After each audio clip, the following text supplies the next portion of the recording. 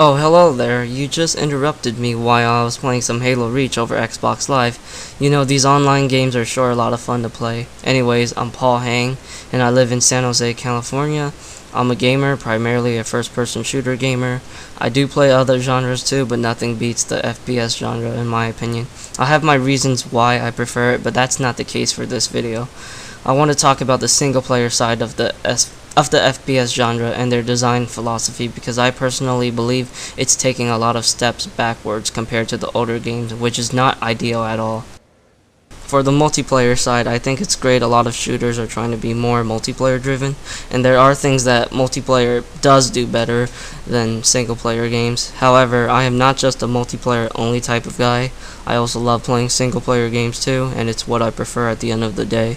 Keep in mind, I'm doing this because I care, and if you have any sort of passion for video games, you should too. So I'm going to start out with one of the flaws that FPS games are having.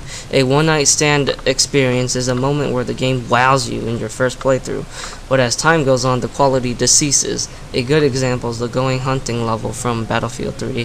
One of the segments of the mission is where the player is forced to control the weapons of a fighter jet. Now this may be interesting for a first playthrough, but for people like me who wants to play the game multiple times to master it, or for the sake of enjoyment, this is a terrible implementation. The lack of interactivity really bugs me, and the very first few parts should pretty much be a cutscene. A moment in Halo Reach that wowed me when I just got the game was in the first level, and one of the fights featured a group of Ultra Elites, which are very rare in a Halo game to be presented this early. However, this fight was engaging, good old-fashioned run and gun. Not only that, this level does have vehicle segments, but the player is not forced to use them, making Halo Reach a worthy game that stays true to the traditional first-person shooter gameplay.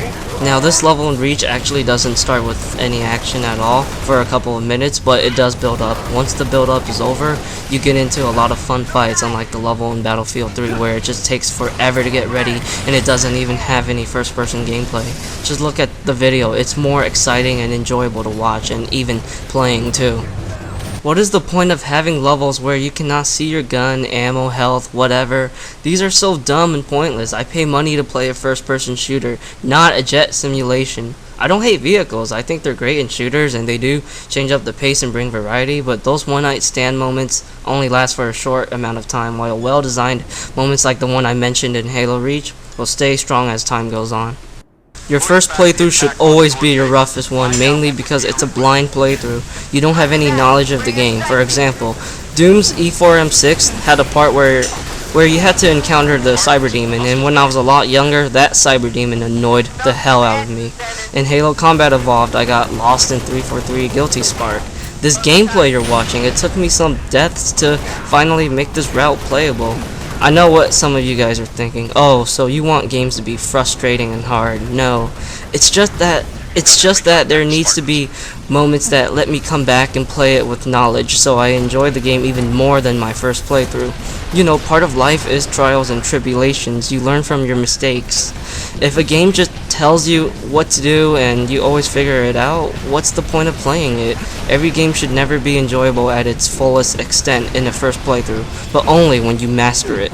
Now here is some Quake 2 gameplay I have for you guys. Quake 2 isn't really a hard game, but here's a good demonstration that difficulty and challenge doesn't have to make me enjoy a game. This is a great encounter because of how many enemies you get to fight, and on my first playthrough I didn't even know about this part, but this is me playing with knowledge, and you guys can see I know this level very well, and I know how to make this part be even more enjoyable than my first playthrough. So I whipped out my machine gun and threw on quad damage and just went on a rampage. If a game have the ability to let you find new ways or methods to make the gameplay even more gratifying than your first playthrough, you got yourself a great game. This is another route I used for map 10 refueling base in Doom 2 if I want a more faster paced experience done in a more reckless playstyle. I'll be quiet for a few seconds just to let you guys enjoy the slaughtering.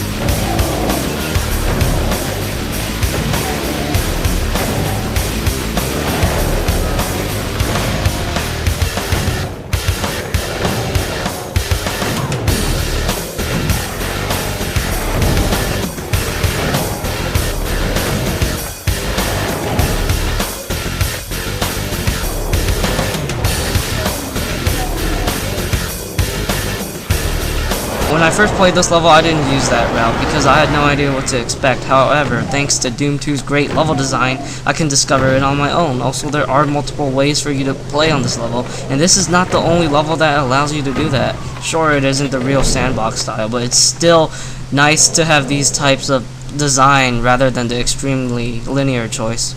This game was released from 1994, but it's still much more interesting and has better game mechanics than some of these games today. Pretty sad if you ask me.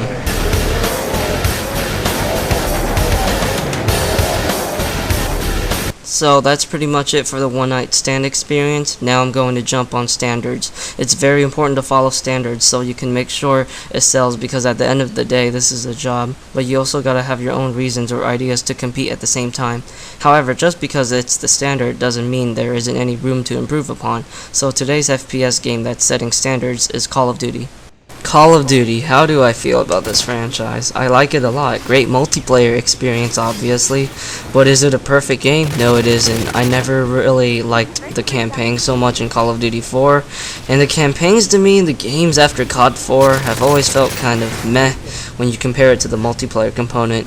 The main reason why is because the multiplayer is much more arcadey and not realistic, like the campaigns are. And when it comes to video games, it's always better to be more imaginative and creative than trying to focus on realism. But enough of Call of Duty, it's time to talk about the standards. Without a doubt, there's a lot of games that's adopting the same style as Call of Duty. Crysis 2's multiplayer is like Call of Duty. The new Medal of Honor game adopts a lot of the philosophy of Call of Duty, and so on. Since Call of Duty sells so well, people want to get some of that cash, so they borrow stuff by it. But here's the problem: since the FPS market is so big and there are so many FPS games, and like I said, Call of Duty is the standard, they're going to try to compete it or probably be inspired by its ideas. Sadly, Call of Duty doesn't have the best design philosophy out there, like a short campaign, just play it once and enjoy the story, and then use multiplayer as its longevity. Also, for the games that try to have some of that Call of Duty element in their multiplayer component, it's pointless because Call of Duty always destroys in terms of sales. Also, why should I play this game's multiplayer component when I know there's a new Call of Duty game coming out year to year? Developers should not try to take Call of Duty down in terms of sales or just trying to steal some of its fan base. What they need to do is be confident in themselves and try to be creative. Like I said, Call of Duty is flawed in terms of design philosophy, and why go against the multiplayer side? You're only going to lose. Some people might say, oh, at least they made some money, and money is important for a job, right? Yes, that is true. Money is important if you're working hard on something and you need money to survive. But then again, there's a difference between being greedy and being passionate. I love first-person shooters so much. There are a lot of titles I care for, but the ones that has the most impact on me are Halo and Doom. I wrote a book called Sorrow, and it's heavily inspired by those two games in the action department. But it's not a simple retelling of those two games in a different setting. It has its own personality to it. When I wrote Sorrow, I wanted to do something creative and expressive. I wanted Sorrow to be an amalgamation of what I believe a great first-person shooter should be. I didn't care about this game is doing this and doing that. I should have it. No. I did what I felt was right and necessary to revitalize the genre, but also pay respect to the elders and be a different experience at the same time. There's no need to go back in time and repeat what was invented. If you want to play Doom, Duke Nukem 3D, Quake, Marathon, whatever, then just play it. It's really not that hard, people. There's no need to beg for more games or new IPs to be reskins of those games with a couple of adjustments and new graphics. Why would you do that? Being stuck in the past is never a good thing. Part of life is evolution. When you're a kid, you have all the time in the world, but as you get older, your time gets more restricted due to whatever reasons, really. One of the main reasons why I like Halo so much is it reminds me of Doom, but it's not a reskin of it. Halo is its own character, but it respects its own elders while revitalizing itself. You know, it's a running gun game like this one. It has the aesthetics of Marathon, and maybe there are more influences you can point out. Don't get me wrong, I'm not trying to say these games suck because they're old. I still enjoy them and play them if I feel like it, but I don't want more of the same. I really need something fresh. Duke 3D was one of my childhood games. I've already played this game and a lot of old school shooters, and I enjoyed them and still do. However, I don't just want games with the same design concept like them. I would love to see games being inspired by them, but also throw in its own twists to it.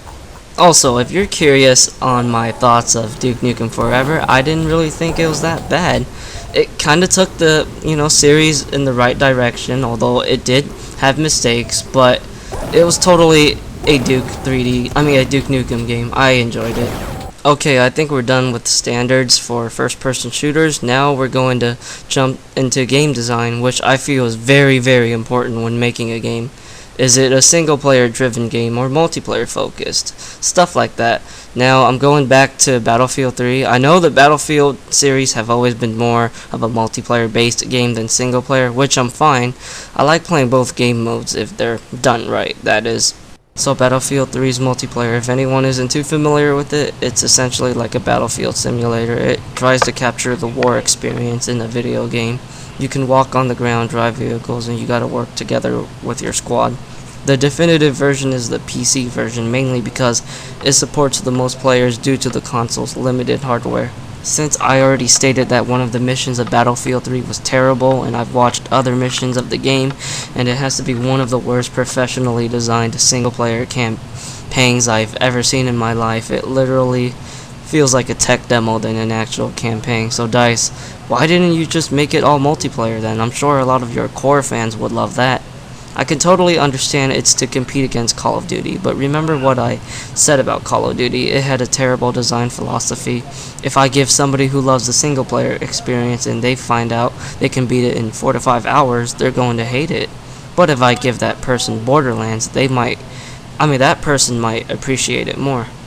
Why are you going to put something in a game just for a one-night stand experience and use this mode for the longevity? That's just a plain terrible idea. You want to make every mode useful and have a benefit to it. When I buy a game, I want every mode to allow me to enjoy it for whatever reasons. Sure, I might enjoy this game mode more than that, but there gotta be some lifespan into it. If you can't do that, then just give me one mode that you think will define your game in its truest form. There's nothing wrong with that. Look at Skyrim, that's a great example. Now, I know some of you guys are probably going to say, oh, multiplayer brings longevity in games, man. Well, Doom 1, 2, and Halo 1 did have their share of LAN parties when they were popular, but I never got to experience them. So I lived off playing the single-player portion, and let me tell you, it was a great experience.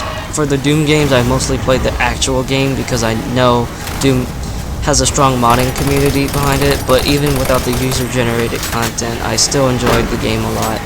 I'm also not the only one that enjoys single-player games a lot, too. There are a good amount of people that prefer to go against AI than actual players.